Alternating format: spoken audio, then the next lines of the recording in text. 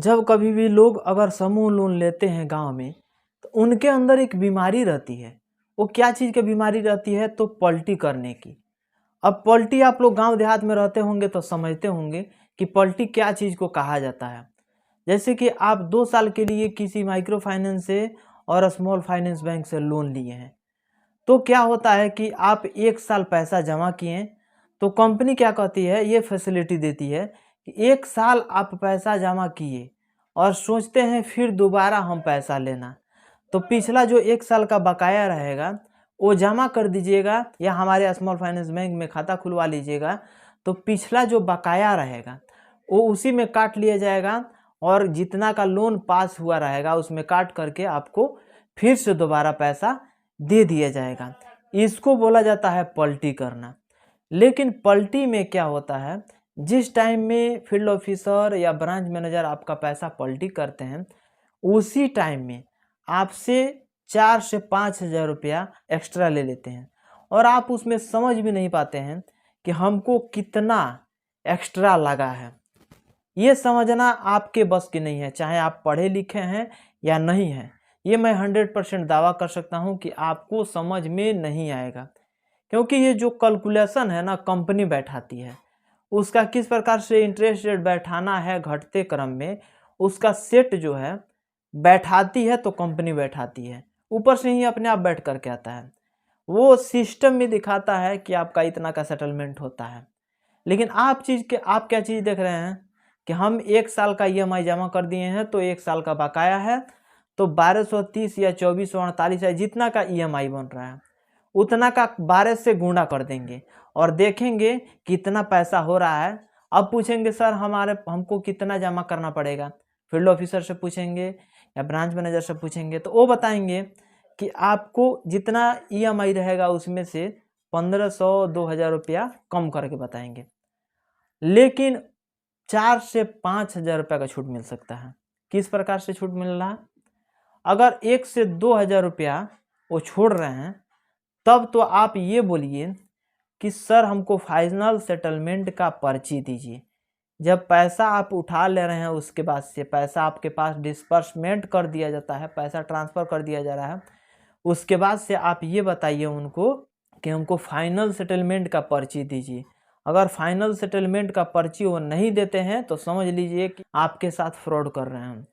क्योंकि final settlement तभी होता है जब आपका पिछला बकाया ख़त्म होता है और उसमें किसी भी प्रकार का एक्स्ट्रा चार्ज नहीं लिया गया है, तब फाइनल सेटलमेंट होता है।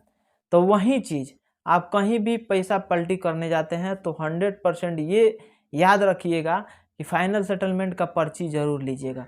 अगर उसमें पर्ची नहीं लेते हैं तो समझ लीजिए कि आपके पास से 2 से 3 या 4 हज़ार रुपया एक्स्ट्रा लिया गया है। अब उसमें एक्स्ट्रा ले लिया जाता है तो आपको सिर्फ और सिर्फ लिख के दे दिया जाता है कि इतना पैसा आपका बकाया था। लेकिन जो कंप्यूटराइज जो डिजिटली निकलता है सिस्टम से अपने आप फाइनल सेटलमेंट का पर्ची, वो चीज़ नहीं दे पाते हैं और वही चीज़ तो आपके साथ फ्रॉड कर रहे हैं। वही चीज़ आप नहीं समझ रहे हैं उसमें, ये समझना एकदम नेसेसरी है। उसके बाद से एक और चीज़, जब आप फाइनल सेटलमेंट करते हैं तो पिछला बकाया पिछले बार जो आप ईएमआई चला रहे हैं, लोन चला रहे हैं, उसका पासबुक मिला होगा आपको। जितने सारे माइक्रो फाइनेंस से या स्मॉल फाइनेंस बैंक से हम लोग अगर लोन लेते हैं, महिलाएं जितने सारे हैं लोन लेती हैं, तो उसमें ईएमआई जमा करने के लिए और रजिस्टर पे उस पे साइन करने के लिए एक पासबुक मिलता है, एक पासबुक मिलता है और उसी पासबुक में सब चीज़ मेंशन रहता है, लोन आईडी, कितना की ईएमआई जमा करना है, कितना इंटरेस्ट लगेगा, सभी चीज़ उस पर रहता है। तो वो चीज़ जब फाइनल सेटलमेंट कराइएगा तो ब्रांच में कभी मत छोड़िएगा, उसको साथ में अपने लेके आइएगा और दूसरी कि ये फाइनल सेटलमेंट होगा उसकी पर्ची दोनों लेके आइएगा। ये दोनों अगर लेके नहीं आते हैं तो आपके पास से फ्रॉड हो रहा है, एकदम 100% ये अपने अंदर रखिए कि आपके साथ फ्रॉड हो रहा है। बहुत सारी जानकारी है जो कि आपको लेना एकदम अनिवार्य होता है। माइक्रो फाइनेंस के बारे में कहाँ कहाँ किस किस पॉइंट पे आपके साथ फ्रॉड किया जाता है, ये सारी नॉलेज हमको है। लेकिन मैं आपको धीरे धीरे एक एक वीडियो कर कर के आपको अलर्ट करते जाऊंगा कि आपको किस प्रकार से micro finance small finance bank से या किसी भी बैंक से लोन ले रहे हैं तो उसके फ्रॉड से बच पाए हैं।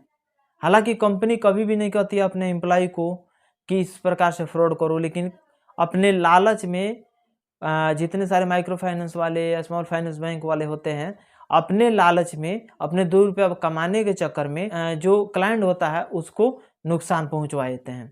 जब कंपनी का ऑडिट होता है 3 महीने 6 महीने पे ऑडिट होता है, उस ऑडिट में अगर कोई भी कमी पाई जाती है तो सीधा वो कंपनी से निकाल दिया जाता है।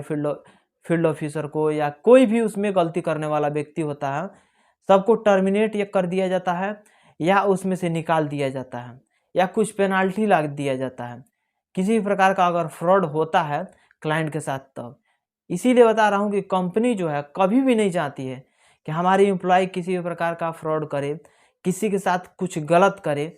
हालांकि आपको सतर्क रहने की ज़रूरत है और हर चीज़ का हिसाब फाइनल एकदम फुल एंड फाइनल समझने की ज़रूरत है।